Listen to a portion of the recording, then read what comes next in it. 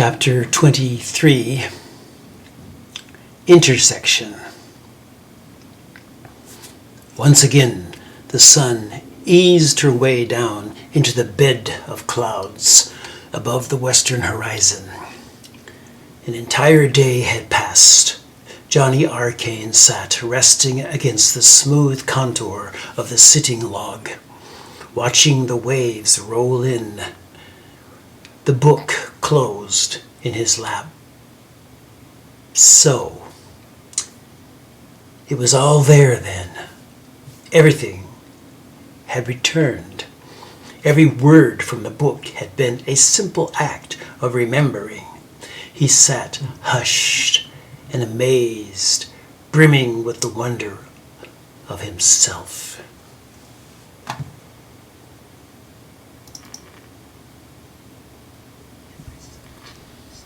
In my 17th summer, a messenger brought the news of my father's death.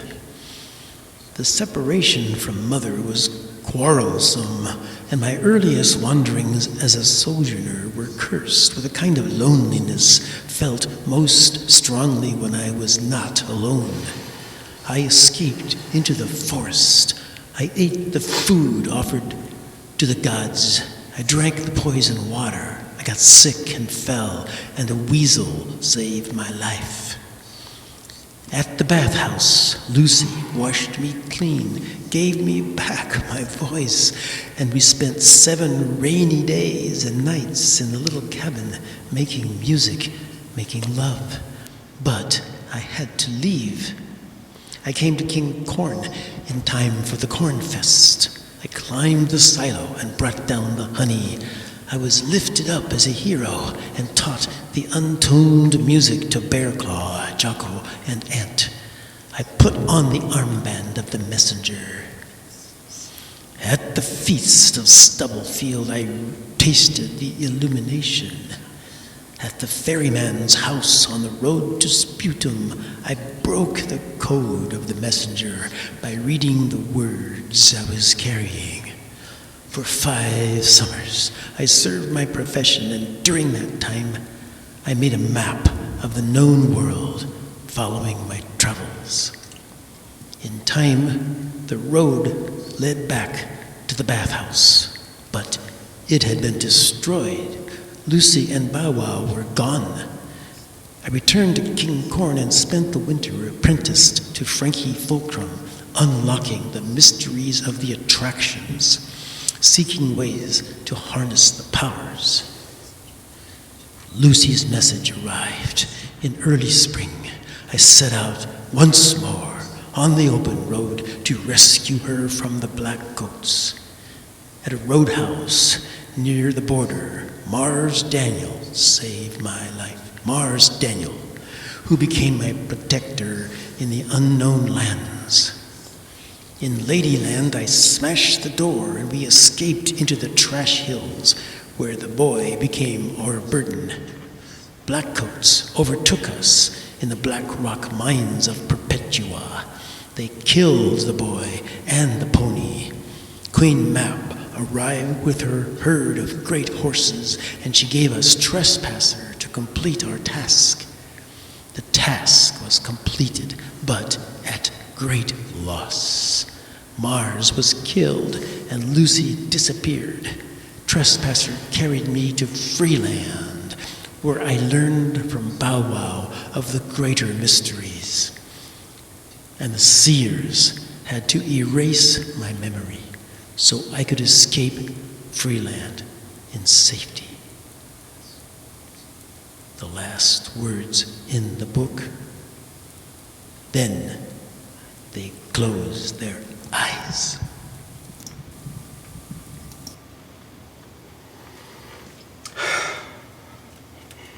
He opened his eyes.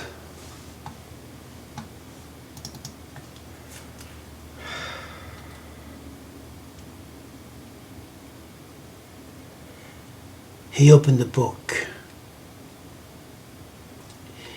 It was just as he thought. Every page was blank. Not a word. He had sensed this as it was happening. With each memory firmed and fixed, the words had faded from the paper. He was barely aware of it happening, so intent was he on the unfolding of the story. And now they were gone, the pages white, clean, and empty, like the future spread out, open and empty before him. In the distance, wreathed in fog, a person was approaching along the sand. Johnny sat and watched calmly. This must be the deliverer, he told himself. Close enough to see and be seen, the man stopped. He peered at the cabin, one hand above his brow. Then he made a slow circular wave. Johnny waved back. The man continued. He wasn't a young man. His hair, not long, was spiked and matted. He wore tan pants and a brown shirt with a hole in the pocket. He had something slung over his shoulder. Johnny recognized it at once. A squeeze box, like his mother used to play. The old tunes, the stovepipes, the Strathspeys. "Evening, stranger," said the man. "You come to see me, or are you just sitting for a spell?" Johnny smiled. A little bit of both. He felt comfortable with the man at once. "What's your name?" "Johnny Arcane. What's yours?" "Wilbo Hogarden. You like to share a mug of tawny port?" Johnny glanced at the bottle in the sand. "Sure, why not?" "Well, why not is not really a question." Wilbo uncorked the bottle. "A question is something more like, why for do you come down to this sandy beach on this warm night in April?" Johnny looked out at the waves. April. An unfamiliar word. So it's called a beach. What do you call that then? "What do I call what?" "That," Johnny pointed. "You mean the ocean?" He suddenly remembered asking that same question of Mars Daniel, and Mars' reply. "That will be something too big for me to describe if you don't know already." "Yeah, the ocean." Wilbo made a funny face. "You're not from around here, are you?" He went into the cabin and came out with 2 heavy stone mugs, which he filled with the remaining contents of the bottle, carefully doled out, checking the levels to assure they were even.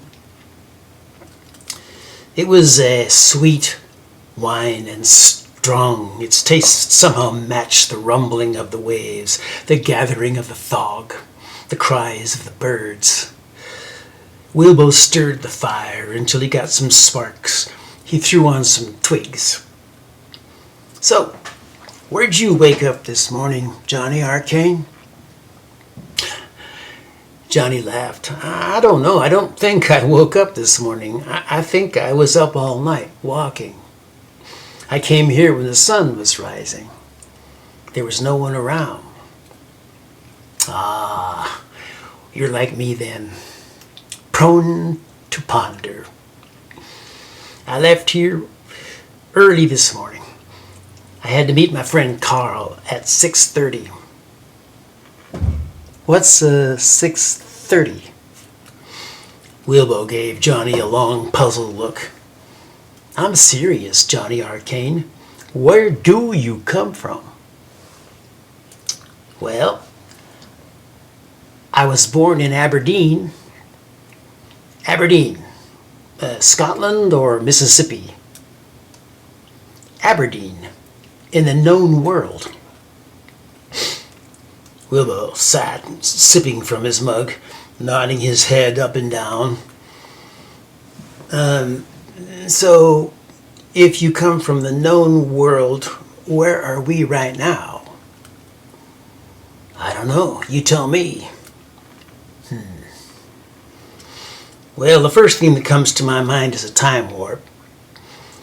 You come from far in my future, or I come from far in your past. Most people who hear this story for the first time, that's what they would think. Tell me, in your world, what year is this? What's years? Years, a year, 365 days, approximately. Oh, well, we just count the moons and the summers, but I've lost track. What year is it in yours? Wilbur chuckled. 1973. So there you go. But I'm still not convinced. Of what? Of the time warp theory. My friend Carl, he says there are parallel worlds. Lots of worlds side by side right now, and sometimes they intersect. I think maybe you come from a parallel world. You know why I don't think you come from the future? No. Why? Because you talk like we do here. In the future, language would have evolved. Oh, well, where I come from, we call them side worlds. Once Mars told me he thought there were more side worlds than there are worlds. You mean Mars the god of war, or Mars the red planet? Neither. Mars Daniel the merchant. He sold pots and pans and knives. But he died. Wilbo held his palm over the rim of his mug for a while, as if he were taking in the fumes. Then he looked up. I never met anyone who died, actually. Although I've heard it does happen. My father, although I didn't see him die. Once I almost died, out on the ocean, but I was saved. Well, who saved you? Don't know, really. It's a private joke between me and myself. What you got in the case there? Is that an instrument? Mandolin. Mandolin. Excellent. Do you know any fiddle tunes? I know all the fiddle tunes. All right, let's play some fiddle tunes then. A language we can both speak. Wilbo picked up the squeeze box and tugged at the bellows. Here's the A. Johnny tuned and launched into the first thing he could think of. Don't know it. What's it called? Ants in the cornmeal. You try something. Wilbo wheezed out a melody. It had the lilt of a stovepipe, but the intervals were unfamiliar. The boys of Blue Hill, he insisted. Don't know it. I thought you said you knew all the fiddle tunes. A figure of speech. I know lots. How about this? He played a round of The Cabbage Moth. I like it. Don't know it. What about this? King of the Fairies. Back and forth they went, but quite soon it became clear they were working out of two completely separate song bags. Johnny tried to follow a jig called Smash the Windows, but he lost the cadence. Wilbo chased after the dairyman's daughter, but the progression was too foreign for him. Finally, he just let the bellows dangle, wheezing and squawking. There must be something we both know. Maybe this, suggested Johnny, and he started in the melody he usually saved for the last, the one that always seemed to come at the end of things. Ah, it's about time. Wilbo lifted the squeeze box and rattled into the opening strains of Happy to Meet, Sorry to Part. They played and played. They took the song apart and put it back together. They made the seabirds dance, and the dogs on the rocks offshore began to bark, and tears came to Johnny's eyes. They played for about 47 verses, and Johnny was the first one to stop. Wilbo laughed and laughed. It's a very old song, Johnny said.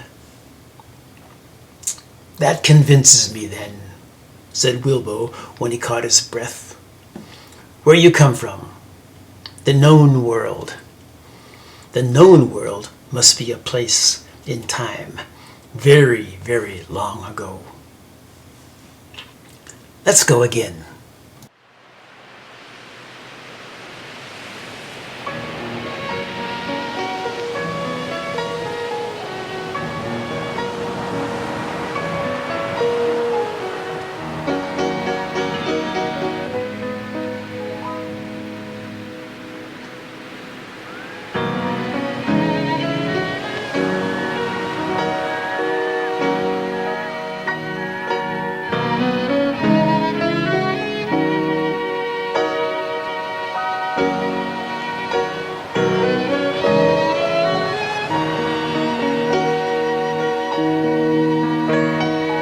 Out on the jagged rocks, seals are crying. The full moon pulls a tide in from Morro Bay.